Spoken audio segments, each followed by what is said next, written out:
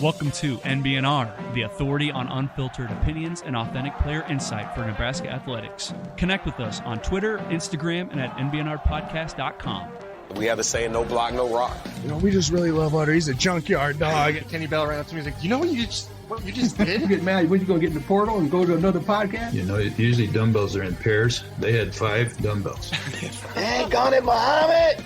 GBR.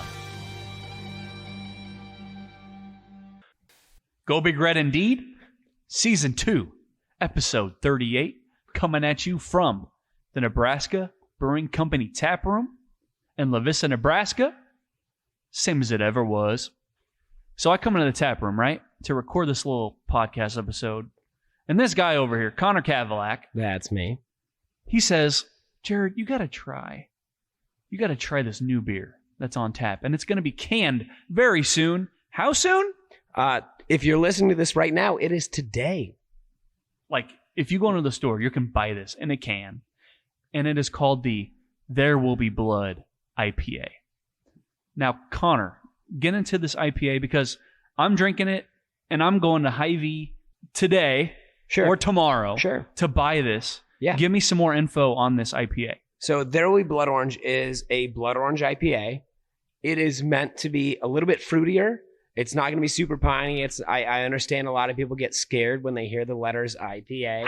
Mike's going, I can see him right now. He's shaking in his boots. Jesus. He's shaking. Grow up. But it is not the scary IPA as you imagine. They are nice and fruity. In fact, we've had several IPAs over the last couple months that we've slowly gotten Mike to enjoy. And while Mike might not be drinking an IPA today, he is drinking... So, just to touch on your point on IPAs. Hold on, let's go back. Yeah, you got to backtrack a little bit. Nothing crazy. It's like, okay, so you started me with the Shake and Bake IPA, which we have all established that is the training bra IPA. It's good. For the non-IPA drinkers, the people who like the light beer, try the Shake and Bake IPA. Now we shifted Mike to the next IPA, which is called the Cozy IPA. Oh, so that is, in Mike's opinion, the push-up bra IPA. Okay. So it's like, okay, you're an IPA drinker. You're flaunting it a little bit. Not too much, not too much, but you're flaunting it a little bit. All right. Yeah. So yes, IPAs, scary word, 3 letters, very scary. Now, what is Mike drinking tonight? Okay. Mike is drinking that Lemon Radler 2.0. It is going in cans very soon. It's already in cans. Oh, it'll be available in about 1 week. Okay. So it'll be available in 1 week. And it is in perfect time for summer season when you're sitting there drinking by the pool or by the lake, floating the river, or if you're, in September drinking at a tailgate, sponsored by No Block, No Rock, you're going to be drinking a Lemon Radler 2.0 beer from Nebraska Brewing Company. Excellent day drinking beer. Drink those. It's a low ABV, so you can pound a bunch of them, and it's a great overall good tasting beer. Yeah, Kyle, we haven't talked about what you're drinking. Yeah, so I'm still on the Cozy IPA, okay? He's a cozy boy. Just like Mike. The push-up bra. I'm not an IPA guy. I'm not a craft beer drinker in general. Ponytail. However, since the beginning of this podcast and our relationship with Nebraska Brewing Company, they have widened my horizons on the craft beer. My palate is so much wider. You guys can't see it, but he winked at me when he said that. Yeah. So yeah, the Cozy IPA, just like Mike is describing, it is fantastic. All right. I love this stuff. I say it pretty much every week that I try some new beer, but it is delicious. Cheers. Yeah. I can vouch. And like they say, world class. In every glass.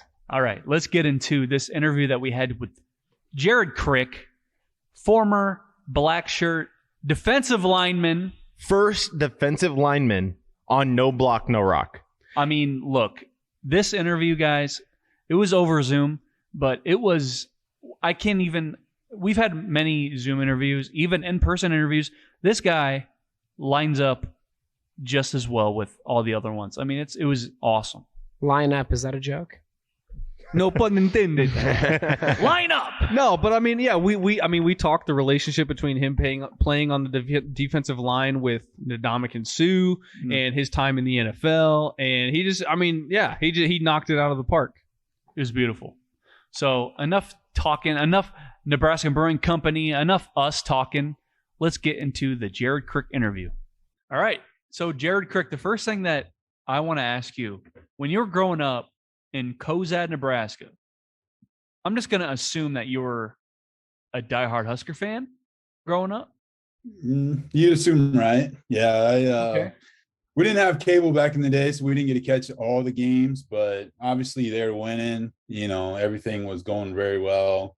It was hard not to, get involved in it. And obviously everybody in my, I imagine all in Nebraska about that time, everybody grew up thinking that they were going to end up playing football for Nebraska. And it was always a dream. It's kind of funny. It's not everywhere, but my goal is to play for Nebraska. I could care less about the NFL. So I was more excited when I got to Lincoln, to start my college career than I was my NFL career. So it was a good time growing up in those days. I wish, the youth of today could kind of experience that same thing. So it's not too late. Hopefully we can get to that point again. That's kind of different from what we hear a lot nowadays is a lot of players coming out of high school. They're like, what place can I go to that will best prepare me for pro ball? And they don't think about, what's my college experience going to be like? Who's going to, if you're going to Nebraska, and they were pretty good when you were growing up. So it probably wasn't a tough decision, but a lot of people are like, okay, who's going to prepare me to go to the NFL now? Right. And honestly, if I were the same player that I was in high school coming out today, I don't think my mentality would change too much because I really had I didn't think I was really that good. I mean, I knew I was good enough to go ahead and play D1 ball somewhere. But, Nebraska took a shot on me and I ended up panning out, but I had no aspirations going to NFL. Didn't think I'd be good enough. Hardly thought I'd, do anything once I got to Lincoln, but just found with the right coaches, the right people, the right support system, and kind of downhill from there. So you're talking about, just a true Nebraska boy through and through, coming through. Can you talk about recruiting process at all? Was there any other schools that were trying to get your ear a little bit, or was it always just like, hey, I'm going to Nebraska, let's cut it off? Or did you entertain or listen to other recruiters? Oh yeah. I was trying to think kind of when Division I offers started coming in, because after my junior year, we were pretty good, but again, I wasn't expecting anything. I was maybe expecting a letter from Hastings or something like that.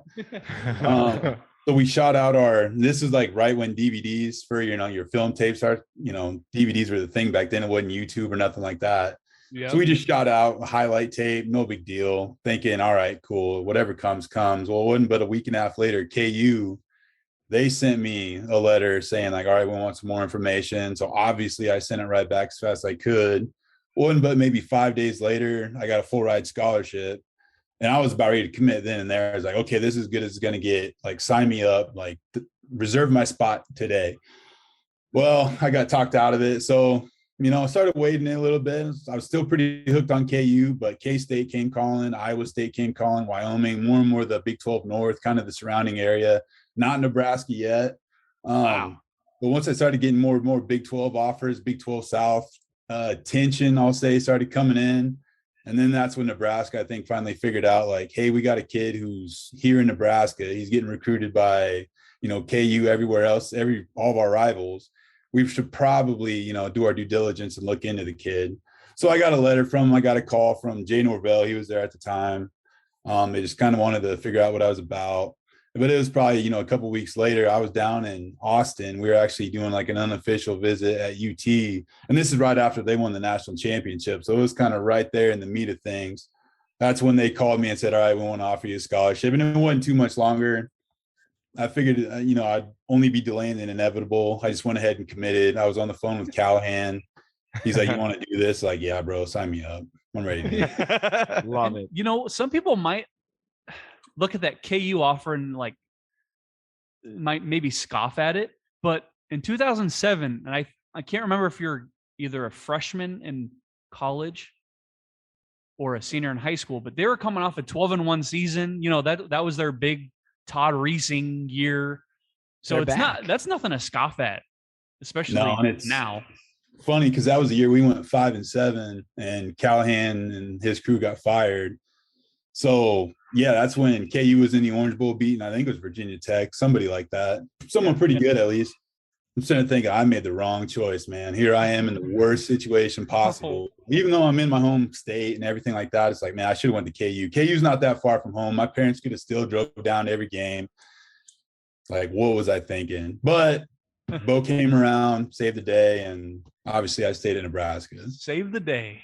I was going to say, so coming out of what we would call a year of turmoil for Nebraska, when you got in, were there points where you thought like, oh my God, I really should have gone somewhere else? Or did you really have, like, as a Nebraska boy, like you knew this is where you were meant to be? I knew this is where I was supposed to be. But I also wanted to win. And it didn't help that pretty much everybody I came in, my whole recruiting class was looking at transfer options. Once Callahan got fired, well, really ever since, it was, the writing was on the wall that Callahan and his class were going to get fired. So I know a lot of guys, and I won't say names, but because a lot of them turned out to have really good careers at Nebraska, but everybody was looking to go either back home or, what their next, and this is way before the portal, obviously. And, guys are already like, how do I get out of Dodge? Like, this is bad. And I think a lot of people would have transferred out if it wasn't, Bo, because Bo was coming out of LSU. They just won the title. Like, he already had a pedigree at Nebraska. Like, he already had a name. And everybody who played for him, that kind of was around the program a little bit. When Bo was here in 2003, guys who were still hanging on there. I mean, they were young pups when Bo was here the first time, but they were, redshirt seniors. They said, stick it out. This dude's awesome. You're going to love him. You're going to hate him a little bit, but you're going to love him. He knows defense. And that's where we were. That's where we were bad at in that year was defense. Our offense was putting up 35 points a game. It wasn't the offense. It was the defense. We were giving up 42. You can't win like that. So we knew where the defense was going to, improve. Our offense was already pretty stellar. It was, kind of a no-brainer once they hired Bo to, all right, let's just stay. At least the defensive guy said, all right, we're all staying. And obviously you saw that with Sue and, guys who ended up, Prince, guys who ended up having really good, not only careers in the rest, at Nebraska, but also in the NFL. So in today's day and age in the transfer portal, is it safe to assume that had the rules been as lax as they are today, do you think that the team kind of would have dispersed quicker, or do you think everybody kind of would have went their separate ways faster and not stuck around? I don't know, man, because I hate to, be the guy, get off my lawn, but we were built a little bit different. We were a little bit more thick skinned, I guess, if you will. Where guys, we were wanting to, and if it would have been a whole lot easier to get out, I'm sure a couple guys would have, but the majority, kind of the mainstay, we would all stuck it out. Cause like I said, we knew someone was going to come in to help us win. Whereas nowadays it seems like it doesn't matter if, Nick Saban came in to coach your team. If they want to go, they're going to go. They don't care whether they're winning or losing, especially with this NIL deal. They're going where the money's at. It's all weird, but I'd like to think that if my class were to do it again in today's era, we obviously would look at our options, but I think the majority of us would stick it out and try to right the ship. Well, and you bringing that up, it's like, we're kind of glad that they stuck it out because you guys probably had the last great defense at Nebraska, 2009. Can you talk a little bit about that team and why it was so special? I think it was just, the guys, and it wasn't, obviously we were uber talented. That always helps. But just the cohesion that we had, from the defensive line all the way back to the safeties. I could have sat down with Matt O'Hanlon and we could sit there and talk all night. Same thing with Sue and I. Just there wasn't a position on the defense that wasn't cool with another position. Whereas when we were really bad, defensive line hung out together, linebackers hung out together, DBs hung out together. That was it. Everybody was clicked. Nobody really wanted anything to do with each other. Whereas, 09, like I said, we all hung out together. We all did things together. We built that brotherhood. And then come, Saturdays, we had each other's back. If someone was going to get in a fight, we're all going to get in a fight. And obviously tough to do that in the game because you get flags everywhere, and that's not so good. But during, fall camp, iron sharpens iron, man. So we're out there struggling in the heat. And I think that's what really did it for us. We just built that, continuity and just killed it. Like I said, well, obviously we were all good football players, but And then it obviously helped having the leadership that we had. You know, Sue, he pretty much ran the defensive tackles. BT, Barry Turner, defensive ends, 2 guys who had a lot of snaps under their belt. Philip Dillard, you know, controlled the linebackers. Then Matt O'Hanlon, Larry Asante, they controlled the whole defensive back. So we had great leadership, great continuity, great talent. You put those things together, you're going to be really good. Yeah, I'd agree. I think you guys obviously an incredibly talented team, but like you're touching on right now is I think the best thing that come out of that era was the culture of Nebraska football. And can you speak to how that, like you said, iron sharpens iron. Was there like this really inner competitiveness between you? And do you have any good stories between you and other players about how competitive you were to be the best player on that field? I mean, man, yeah, there's definitely stories. I don't know how many of them guys want out there, but I mean, during fall camp, obviously every snap's a fight. Like, you know, I went against Keith Williams pretty much every snap for almost 3 years. If Keith wasn't over there, I don't know if I would have became the player that I was, because he was one of the top guards and not just the Big 12, but all of the country. And he never got the credit he deserved. I mean, he should have been All-American. He was that tough. He came off the rock hard. He pass blocked very well.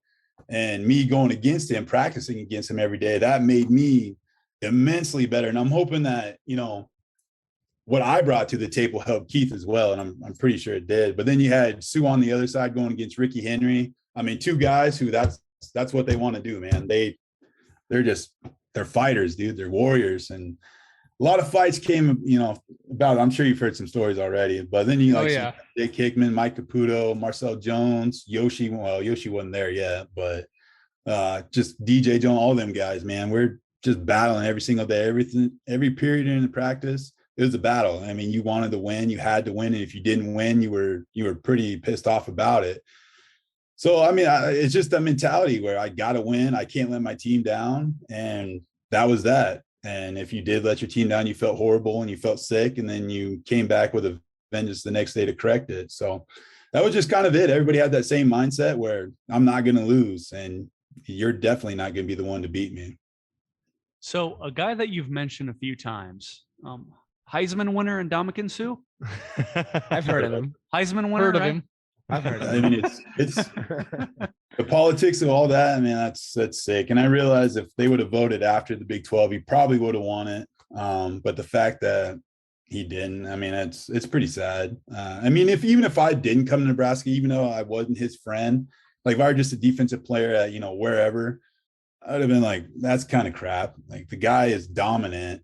And the things that he used to do didn't really come up on ESPN and stuff like that. Like the little things that helped the linebackers, the DBs on the back end. I mean, it's 11 guys, you know, playing together. It wasn't just Sue out there ragdolling everybody and this. I mean, everybody had their job, but we also did little things that supported everybody else.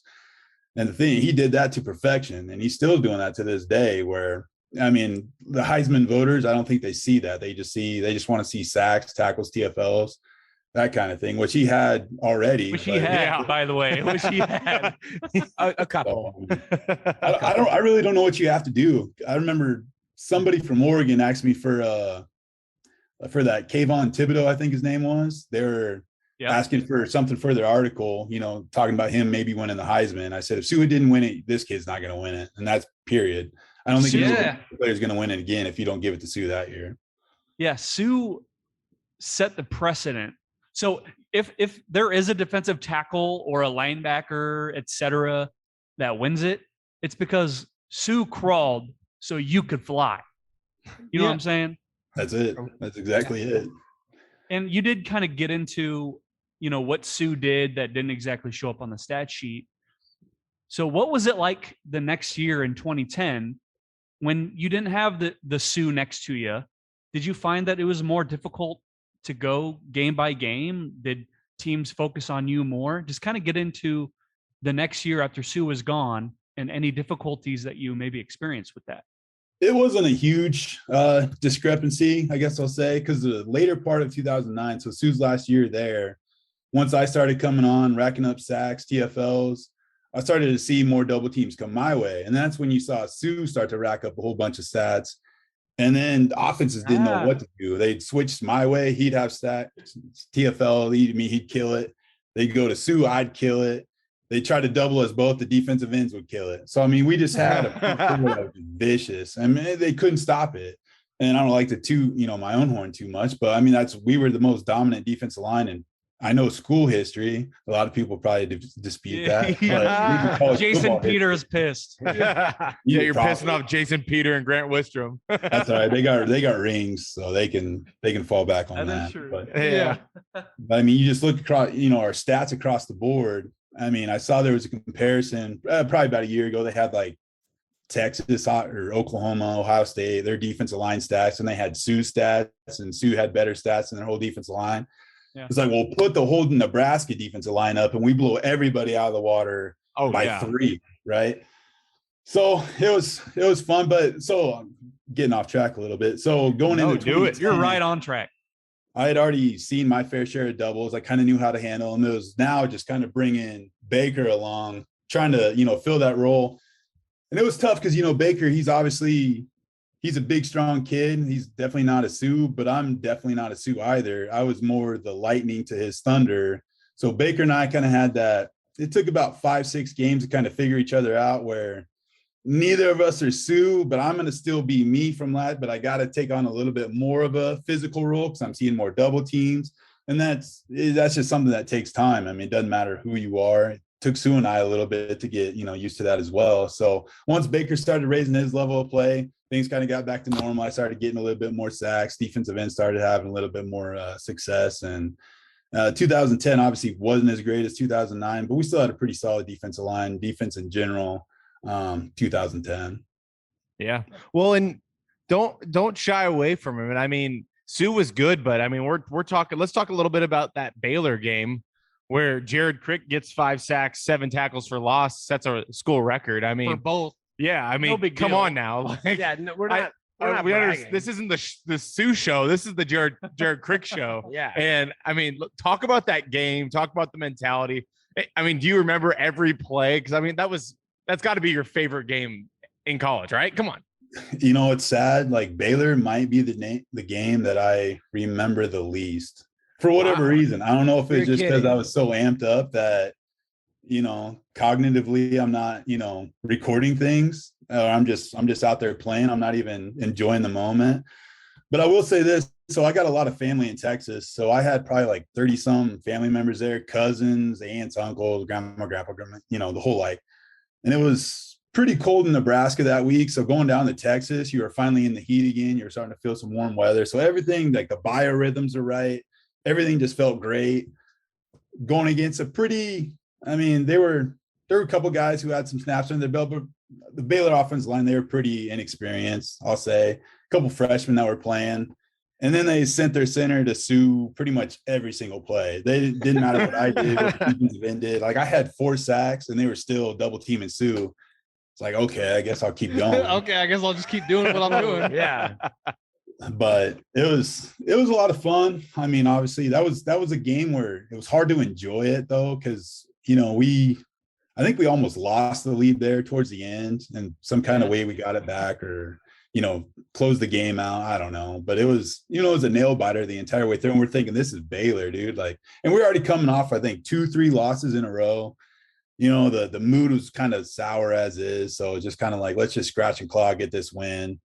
And then I didn't even realize, how many sacks I actually had until, Coach Carl, he came up to me and, gave me a big hug and was like, do you even realize what you just did? I'm like, nah, man, I know I had some good stats. Like, you broke freaking 2 school records, buddy. Like, that's unheard of. It's like, right on. Then at the time, it was really cool. 5 sacks, that's a ton. And then, a couple weeks later, Sue gets 4.5. So it's like, wow. Another day in the office. Yeah. So it was cool, man. That was my breakout game, that's for sure. So for games like that, where you're just absolutely going nuts, did you find that, like you said, that you weren't really even paying attention to like your stats or anything like that? When you were in the zone, were you ever like cognizant, like you were just playing great? Or was it always just like, I'm here, I'm getting things done, this is what I'm here to do? Or was that ever in your mind? Like, obviously, when you're playing good, I mean, you're getting tackles here, left and right. But you're still, it's kind of hard to describe, really. But I mean, you're still in the game. You're still, scratching and clawing. Even though I had a lot of stats, there was still a lot of snaps I wish I probably would have had back. a lot more stats that I probably left on the field. But you're just out there fighting, man. You're just fist fight every single snap, just doing whatever you can to help your brothers on the field. And like I said, those tackles are going to somebody. They just so happened to go to me that day. And, you know, for whatever reason, it was just my day. And sometimes that's the way it goes. You know, things fall in your lap and you can't complain about it. You just, all right, man, if I'm going to get all these, at least, you know, if it's going to help us win, I'll be that dude today. Okay, Jared, I hate to do this to you. I hate to do this to all of us. Oh, no. Oh, no. December 5th, 2009, Big 12 championship. Mm. It's often said, you know, attitude reflects leadership, right? Like you take after who your leader is, right? You know, Bo Pelini, he's commented on this fairly recently. You know, he's still sticking by the BCS wanted Texas in, so that's why they put the second back on the clock. Now, at the time, did you guys all buy into that? Did you think that it should have been a W? Looking back on it, these 13 years later, 13 years. Yeah, it's tough. I mean, what are your feelings? What are your feelings? Obviously, I'm heartbroken. I mean, try not to think about it too much, but there's always those days when, especially when they pull it up on ESPN, you know, one of the great games of the Big 12 and this and that is like, wow, great. You gotta bring that shit up. But it's at the time, you know, because it was just another snap. And then all of a sudden you see, you know, our sideline running onto the field. Like, okay, we fucking won. Like, awesome. But then, you know, the refs get together. You knew something bad was going to happen to us. That's just kind of the way it's zebras. Been. Yeah, I mean, they were getting together. Mac Brown was over there, like, you know, screaming. And it's like, okay, did we win? Did we not win? What's the deal? So I never really saw kind of what happened until we were watching film the next day. And, you know, pretty much all the coaching staff was like, you guys got robbed, but you got to move on. Like, it's tough. It's going to hurt. It's going to sting more than it probably does already. But we got to move on. We got another game to play. And at that time, I don't know if we were still in the fight for a BCS because Texas was going to the Natty. Mm-hmm. And I don't know if we still had a chance at a BCS. Probably not. But they said, in case you do, like, we got to be ready. And we ended up playing Arizona in the Holiday Bowl, smoked them. So we never got a chance to really sit there and soak about it. Because I think Bo, he's seen enough football to know, like, heartbreak games, get them past it, get the kids moving, get them to the next one. Because if they sit there and they dwell on it, they're just going to fall into quicksand, man. It's going to be real bad for everybody. So, but looking back now, like, I don't know. It's tough because I can kind of see the official standpoint. Like, well, if there's still a little bit of time when the ball hits, like if I'm Texas, I'm saying, yeah, there's a second on that clock, man. What are we doing? Yeah. But it is what it is. Can't dwell on it. We should have 2 Big 12 rings, not just that year, but 2010, we should have another one that we let slip through our fingers. Just kind of been the Nebraska curse. Yeah. Okay, so you brought up the Nebraska curse, and we were talking about this today on Twitter with Brandon Kavanaugh. And it's funny. It's like, okay, so Frank Solich, he's got has a chance to be in the College Football Hall of Fame. And then you're talking about all these conspiracies. You got, you know, bring back Blonde Herbie. You got fly Frank Solich in on a helicopter to the 50-yard line. You got kill Little Red. You got bring back Coca-Cola. Is there anything that can heal the curse that is Nebraska football? Dude, I don't know. You gotta do something. It's because it's kind of weird, you know, because what was it, 2001 when everything kind of fell apart a little bit. Yep. I just remember like the second to last game was like K-State at home or something. So I went to that game. That was probably my first. Actually, I might be the curse because that was my first game ever at Memorial Stadium. No. Then the next week we get blown out. Get him out. I'm not special enough to hold those powers, man. Can't be me. But yeah, I don't know because it's weird. I mean, it would be. You cool just need to come back. Dude, that was my next question. Until he said he might be the curse, was do you have any years of eligibility left, or do you want to coach? I should have half a year. So the second half of my senior year, I was on IR. I was done. So I at least should have 5 games left. Have you called Scott? What are you doing? Oh, man, I'm an old man now. No. If Scott hasn't called you, we have a problem. we needed a lot of D-line depth if you didn't notice. Yeah, I hear they're struggling. It's been weird. You could just be the latest transfer portal. Yeah, bump that class up a little bit. I'm coming from the insurance company back in. I'm transferring, baby. I say, especially with the NIL stuff, why not Yeah. get in on that a little bit? So right now, since we're talking about, former games and memorable moments and everything like that, I want to take us back to the sack on Keith Price, the quarterback for Washington. You had that man immediate reaction. dead to rights from behind. Okay. And I'm telling you, it's probably a top 10 most violent college sacks that I have ever seen. Can you talk about, is it tunnel vision? You've got a clear shot at the quarterback. You're running at him from behind. Tell us kind of a little bit about how you were feeling, or what you remember about that. So I'm pretty sure I missed the snap before that. And I think I whiffed pretty bad. It was pretty embarrassing. So next snap, if I get this kid, I got to get him to the ground some kind of way. And I remember I kind of drove by, we call it a drive by, kind of when you just run past him and, just completely way off course. But I did a little U-turn, double back, figured he would have tossed it already, got rid of it. He was getting rid of the ball pretty quick all day. Dude still had it, had no idea. So I'm like, just get there before he gets rid of it. Try to get a strip sack, do something. Well, I'm sitting there chugging and he's hanging on to the football. And I'm like, all right, well, here we go. And so I close my eyes, grit my teeth. And next thing I know, everybody's, oh, and I'm getting slapped in the head from, I think, Compton or something. Like, that hurt worse than the actual hit. But I'm surprised he didn't fumble because, watching it on film the next day, like you said, I had him dead to rights. I don't know how he hung onto the ball, but credit to him for doing that, because I think they got out with a field goal still. But if I'd have been able to punch it out and get a turnover, that would have been awesome. Then I probably would have made, one of the top hits of all time. But I gotta say another thing. I got watching a couple highlights. I used to slap people around pretty good. I was a pretty good hitter back in the day. I don't think I get a lot of credit for that. Yeah. I mean, and even the announcer right after that hit, he's like, and Price holds on to the ball. Everybody was just as shocked as you are. It was violent. Is there a better feeling in the world than after you lay one of those hits? That seems to me like it has to be the greatest feeling ever. Yeah, because that's kind of the pinnacle of being a defensive lineman, is just laying somebody out. So I mean, yeah, that's one of the cooler things about football. You can hit somebody as hard as you can and not go to jail for it.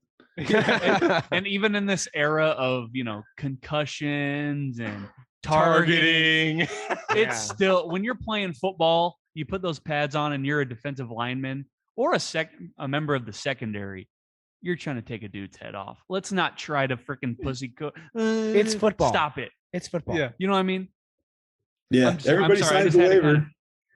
Yeah, that's what I'm saying. What you're getting into. So I mean, yeah, you're fair game. You got the football. You're enemy number one. So anytime I hear the word defenseless on a football field, I cringe, because it's like, exactly what you're playing. You're playing a contact sport. You're never defenseless on a football field. You strap them up and you go. Yeah, if you've got the ball, there's 11 dudes on the other side that are there just to kill you. Yeah, that's the point. They say keep your head on a swivel for a reason. Absolutely. Okay, so Jared, you are our first defensive lineman on No Block, No Rock. We've had probably 40 plus players. Is that true? Yes, I looked it up. I had to look it up. Offensive linemen. We've had so many offensive linemen. So is there anything as a defensive lineman that you can say to oppose an offensive lineman? We've had so many offensive linemen. They love the spotlight. I'm so glad to finally get a defensive lineman on here. Is there anything that you can say, mentality wise, that you going up against an offensive lineman, that it's all right, this is the difference between an offensive lineman and a defensive lineman? What do you have? The O linemen seem to think that they are the sharpest, the sharp, the hardest guys on that field. Refute that. I mean, they are the smartest guys, but that's, I mean, there's a lot of tough offensive linemen. Don't get me wrong, but I mean, the reason defensive linemen are defensive linemen because we're more athletic and faster and better looking, to be honest. So. People say that. Even on Zoom, it's pretty. Yeah, it's apparent. Yeah, we can tell. A lot of offensive linemen have come in person, and it's like, oh boy. Hey, but you on Zoom, it's like, all You're of our looking pretty all good. of our It's like previous Channing Tatum over here. Shit. all of our previous lineman guests, we love you too. However, we do, yeah. you should see Jared. My God. I appreciate that. We're not lying. So I just want to go back to your senior year. Before your senior year, you were actually featured on the Sports Illustrated cover. Mm-hmm. And, you know, before we get into the headline, which said Big Ten's new bully, we can get into how, you know, that turned out. But just kind of go back to that moment of like, who got in touch with you about that? How did that whole process kind of come about? You going on Sports Illustrated? Yeah, so I think it was Keith Mann, the kind of the head of the media relations. I think he came up and said, "Hey, I think Sports Illustrated, whoever owns Sports Illustrated wants to do, you know, a photo shoot with you." And he said like Andrew Luck and I think Alshon Jeffrey, a couple others. And I thought it was going to be, you know, everybody together. We're going to go to some cool location, you know, for a couple of days during fall camp. And I'm going to be able to hang out in the sun while everybody else is beating each other up there in 2 days. But they're like, okay, yeah, cool. We're ready for you. Let's just, you know, head on up to the, I think it was West Stadium somewhere. Like, all right, like, here we go. So go up there and they got the camera set up, little, you know, patch of, you know, 3x3 of turf. Like, all right, put your jersey on. Here we go. So I put the jersey on, get in the poses they want me to do. And they take like 5 pitches and they're done. Like, all right, bud, go back to practice. You're like, fuck. This is bullshit. Yeah. No so I thought it was gonna be, vacation. but I had done a couple more kind of magazine deals by that time. So it really wasn't too big of a deal. Yeah, then the actual like issue came out and Big Ten's new bully, and I'm sitting there looking like a dweeb. No, you look hard, dude. You look freaking tough. Yeah. Seriously. Or whatever the Photoshop does one. Well, they sit there and they sat there and sprayed me in the face with water like 20 times to make it look like I was sweating. Oh, that's awesome. Pretty sure it was saline because my eyes were burning the whole time. Got to make it look real, baby. Yeah, I guess you got to be authentic. and you're thinking like, where are the swimsuit models? Yeah, at? where are the models at? Well, I I was remember, promised yeah. Kate Upton. Like I was Playboy All-American. I remember like Adam Carricker, he actually he got to go out to California to the mansion or something like that. So when they told me I was going to be Playboy All-American, I thought I was going to get a free trip to California, and that never materialized either. It's all smoking here. Where the hell is Hugh Yeah, at? he was waiting for you. They aren't worth Go it. down to the grotto, baby. That hasn't been on Character Chronicles. AC, sorry, dude. I shouldn't have. Why Well, I don't mean, we talk everybody knows about he was that? out there. Oh, he's fine. Okay. So a hell of a transition. We're going from Adam Carricker and Playboy to sportsmanship, Jared. Which you're the only person that can say this. You are Nebraska's very first winner of the Big Ten Sportsmanship Award, right? So just get into maybe what you did in order to get that award and what kind of it meant to you. Honestly, I don't know how I got that. The sportsmanship award, because sportsmanship and Jared Crick usually don't fall into the same sentence. But as far as like community service and stuff, it's always good to give back. I mean, so I remember we did a lot of community service throughout my career. The life skills department does a great job of, setting us up with going out, to meet, at the schools, libraries, events, hospitals, obviously. So a lot of cool stuff to get involved with community, get your name out, especially if you're not a guy who's on the field a whole lot, not getting a lot of camera time. Getting out in the community, making your name known, doing some good deeds, getting your name in the newspaper. That's probably the best marketing you can really have. But obviously, don't do it for those reasons only. Obviously, seeing smiles on kids' faces, makes everything. Doesn't matter how bad my day was. I could have had the worst lift ever. I could have been exhausted, but seeing a kid who's actually excited to see, just a Nebraska football player, didn't have to know me from Adam. I mean, it kind of justified, all those hours that we put in the community. It's awesome. But I think really they just gave me an award because they felt bad for me. I was, their preseason all Big Ten defender of the year, whatever, and go down before really Big Ten play really even starts. So I think they kind of just gave me something to give me a little bit of recognition. But we did a lot of good stuff in the community, and had a lot of fun with that. Hey, buddy. Well, hey, that's on the computer. Yeah. Night. Who is that? That's my little boy. Little boy. What's his name? Give His him a name's shout out. Baylor, but it has nothing to do with the school. Oh, he says, I don't think about the game. All right, night, buddy. Love you. Sweet dreams. Okay, that's literally the most ironic thing I've ever heard in my life. I that don't think about Baylor. I don't think about Baylor. Yeah. However, I gotta defend myself every time. And I didn't even come up with the name. It was my wife. So, and it promise had nothing to do with the game, nothing to do with the school. We spell it a different way. So, is his middle name 5 sacks and 7 tackles for loss? It had nothing to do with it either. I promise. Baylor TFL Crick. Baylor record Crick. Love it. Yeah, okay, that's my little boy. So after your time in Nebraska, you did play in the NFL. You are an NFL vet, which is really nice to have because, we've had a lot of guys on here, but not a lot of guys who have like a longevity of NFL experience. So can you talk about the transition from playing college football in the Big 12 and the Big 10 to playing in the NFL? I mean, you played for the Texans and then you played for the Broncos for a little bit. Talk about that a little bit. It was probably a little bit tougher for me coming off. So I tore my pec my senior year and I was done probably week 6.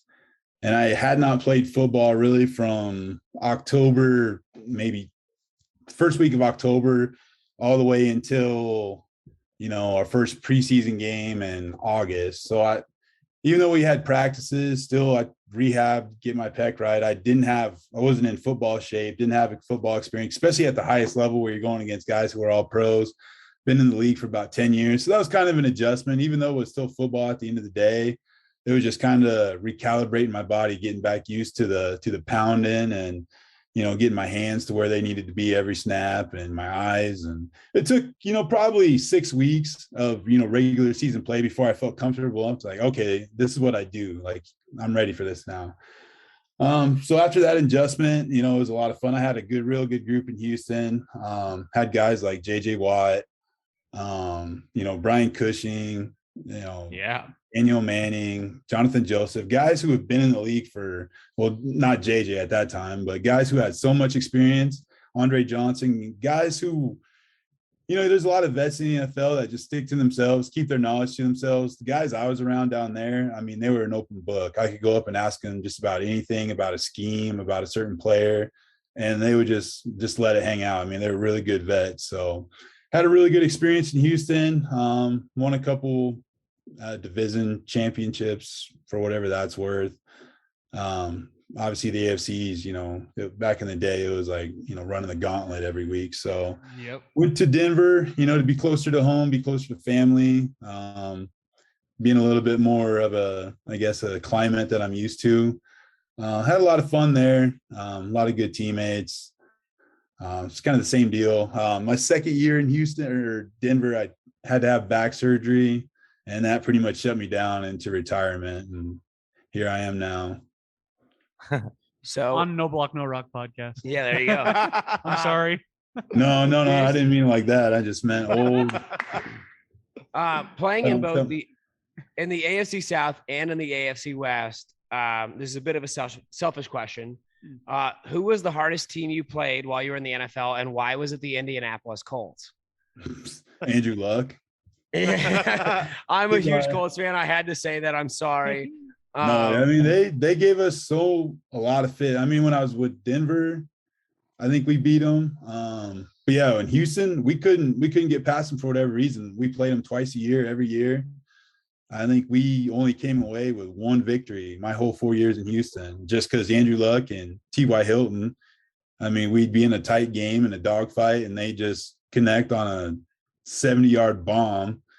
That'd be it. We'd fall apart. It was tough. It was always on primetime national television, it felt like. So Andrew Luck, man, he's special.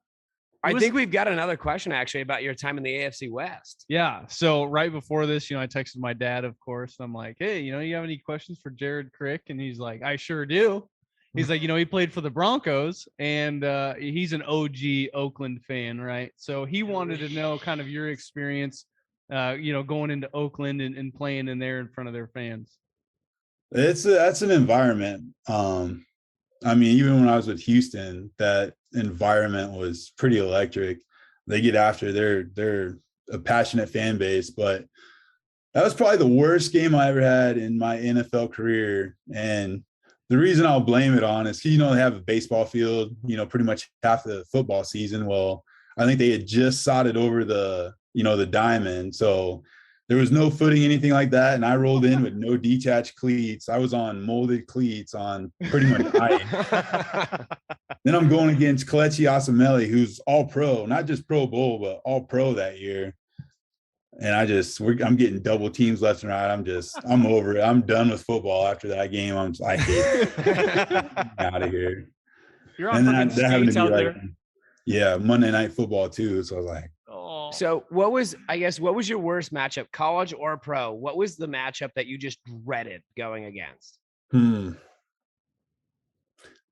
So pretty much my best time in the NFL was when I was playing 3 techniques on top of a guard. But whenever they push me out, the 5 tech that rush in, which my body's not built for, I don't have, 9-foot long arms where I can, get on those guys before they get on me. So going against like Tyron Smith from Dallas, that sucked because he has, long arms, like his arms go down to his knees. He's already 6'8". So I'd come off the ball and his hand would already be in my face, just mushing me. I can't get him off. And by the time I do get his hands off, ball's gone. It's like, I'm doing nothing out here. Like, put me back inside where I can at least go against like Travis Fredericks, another all pro. Like, I fare better against this guy than I do Tyron Smith. It's just matchups and stuff like that. But anytime they put me on the edge, it didn't matter. Joe Thomas, anybody, really any all pro offensive tackle, I just couldn't do much against because I'm just, like I said, I don't got those long arms. I don't have that 4.3 speed off the ball, like, the Von Millers that DeMarcus wears. Right. So I was just out there filling space whenever they put me on the edge. Yeah. So total opposite. Who was the guy that you were just itching to get matched up against? Oh yeah. A guy that you knew you were going to get wins on. Yeah, it wasn't necessarily even wins, but just going against like Marshall Yonda. So I don't. Yeah. Raven. Really? And it's awesome because he's not a big guy at all. So he's probably all of 6'2", and he looks 250. So you're going against thinking, okay, like I should fare pretty well, but he's more, he's an all pro. So like, okay, let's see what he's got. And he comes off the ball harder than anybody in the NFL. So always having those matchups where we're just every snap, just button heads. Like that's football in its rarest form. Like that's the game in essence right there. So going against a guy like him, I mean, that's awesome. Like I said, he's had one of the better careers of any offensive lineman in the NFL.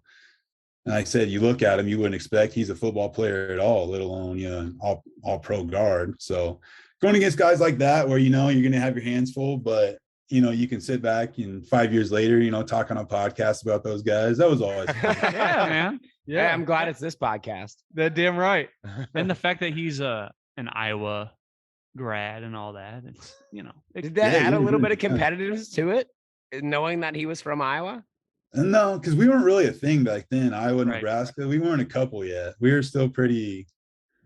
I mean, I don't even know when the rivalry really started kicking up. Once they started. Once winning. Bo got fired, that's when it started. Yeah. So back then, it wasn't really too much of a thing. It's like, okay, you're Iowa, we're Nebraska. Cool. We see each other once a year. Now, maybe there might have been something now. You put Marshall and I, go head to head again. Maybe there's a little bit more juice there. Yeah. Was there a guy that you felt that like pure competition between you and him? Was there a guy out there that you really wanted to like fight? Fight? Not fight, but like fight against, like go head to head and like take that on. Compete with, yeah. And there's this guy, like, it's mainly guys that I played against, and when I was at Nebraska. So anybody that from like Ogie State, Oklahoma. Those guys were Oklahoma, especially. There's a ton of those guys in the league, especially on the offensive line. Like, Trent Williams. Always fun going against him just because we went against each other, in college.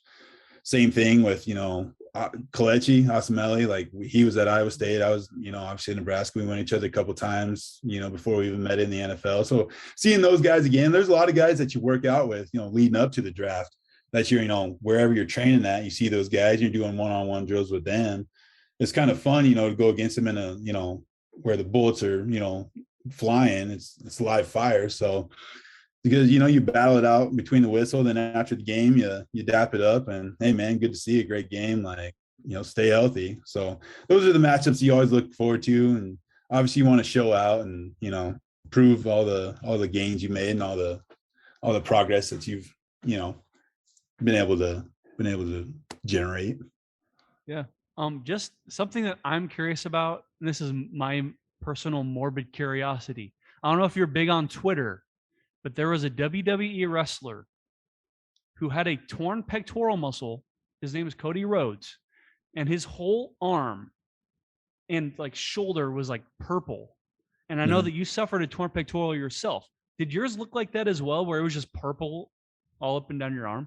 Yeah, so it was kind of cool actually. So as you went down, okay, that's not the explanation I was expecting to start off.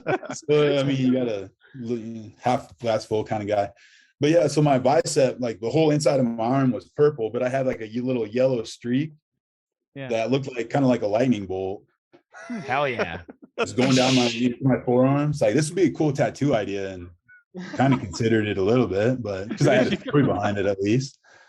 So it was pretty cool, but then it starts turning green and gnarly, and then they cut me open. So, but yeah, there's definitely levels to pecs. I know a lot of guys who tear the belly, and that's not a big deal. I mean, that didn't hurt too bad. But my tendon actually ripped out of the humerus and was like dangling inside of my chest. Oh my god! So I had to like reach in, dig it out, and connect it. Completely normal. Yeah. Fine. I just don't have full motor control anymore, but who needs it?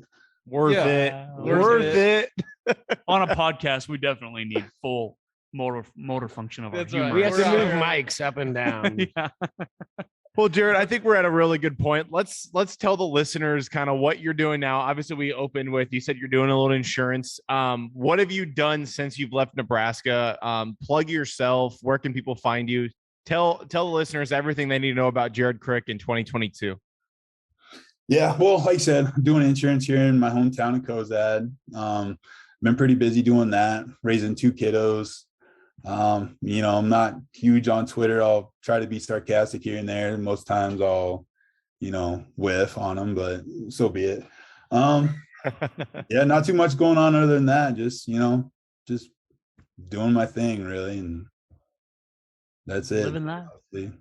Obviously still watch the Huskers every Saturday, cheering for them, and hopefully everything gets turned around here pretty quickly.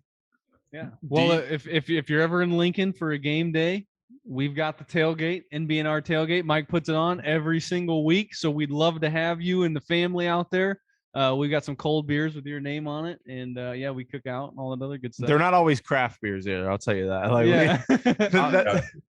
tell you, if you're looking for craft beers, you should come to Omaha, and I know a really nice tap room. It's called Nebraska Brewing Company. You should come there. Yeah, I'm gonna hit you up. Don't think I won't. Please do. I'll be around.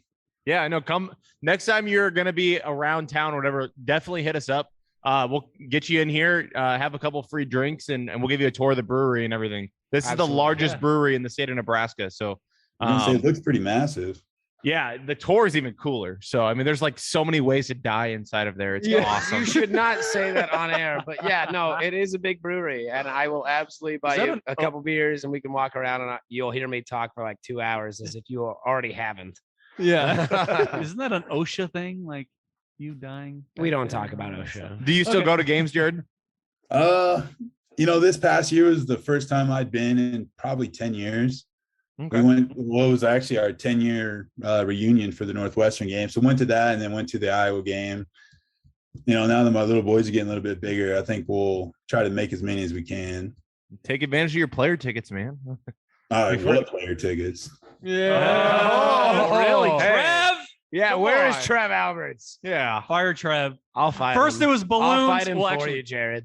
first it was Jared Crick getting screwed out of tickets. And then it was freaking balloons. Fire this man. What is this world coming to? Well, listen, Jared Crick, if you're anything like you are over Zoom, we want you on NBNR in person. Make it happen, please, because you're an absolute treat. And thank you so much for coming on. And we greatly appreciate it. Yeah, well, thanks for having me. It was a pleasure, guys. We want to thank Jared Crick once again for coming on No Block, No Rock. Even though he didn't have a whole lot to plug, I respect the small scale, the humility that he showed. Because all these other guys, they come on and they have these insurance and they have these Twitters and these Indeeds and all that. Not for Jared Crick. He's humble, right? He comes on No Block, No Rock. Like we're doing him a favor, okay? Well, and I want to plug Jared Crick because he like I said, he's a very humble guy. Didn't want to plug himself, so I'm going to plug him real quick. If you want to find him on Twitter, it's at JrodVCrick. You can find him on social media. Such a great dude from Cozad, Nebraska. Local. Just showing that those Nebraska values. And you could just feel it through the interview. And I True mean, Nebraska. if you guys enjoyed that interview, make sure you give him a follow. If you need insurance, reach out to him. I mean, like I said, he's a very personable guy. You listen to the interview. I mean, and look, unfortunately, he's a guy you think of 2009. It's Ndamukong, Texas, etc. But this is a dude who's an all Big Ten conference performer. He was an All-American, like NFL vet. NFL vet. Thank you. Like he's a dude that's been around. He put in the work, and he, quite frankly, helped Nebraska win a lot of games. And probably in a Big 12 championship if you ask Bo Pelini. And us. Yeah, any of us. Yeah. So again, Jared, thank you for coming on. We want to plug our website, nbnrpodcast.com. We've got merch on there. Merch. Handbags. Dude, we got shirts galore, hats. Mike's wearing a freaking tight ass polo. Dude, that thing is just, I want to jump on you right now and just Big Daddy Mike. I want to take it for myself, Big Daddy. The polos look nice even on Mike, which is a statement. Hey, you know what? I've shifted to dad mode, so it's like I feel like I need to like dress better than all of you guys because I am better than all of you now. The New Balances will be next week. Yeah. So if you guys give me some pre-grass stained New Balances, I would greatly appreciate it. No free shout outs. No, though. you got to stain those Fuck yourself. New Balance. We should clarify that if you want to buy one of our polos, you don't have to be a dad, okay? You can be like me and be single and have a dog. You can buy this polo. It'll still look good on you. Or you can just straight up not acknowledge your kids. Either or. Yeah. Okay, guys. Find us on Spotify, right? Anywhere you get your podcast, Apple, whatever. Just Google us. We're going to be there. Give us a 5-star review. Find us on Twitter at NBNR Podcast. Find us on Instagram, Facebook. We're posting videos and all kinds of shit on there. Go like it. Yeah, absolutely. I mean, if you want to go see a good old highlight from any era of Nebraska football, you're going to get it from No Block, No Rock because that's what we fucking care about. Hell yeah, man. We live in the past a little bit, but damn it, if Nebraska, we have a past at Damn least. right. So let's live in it as long as we can, especially if the present isn't Until the future comes. so good. Until the future comes. Okay. Let's sign off, guys. I'm one of your hosts, Jared Hall. Kyle Byers. Mike Delaware. And Connor Cadillac. And as always, GBR.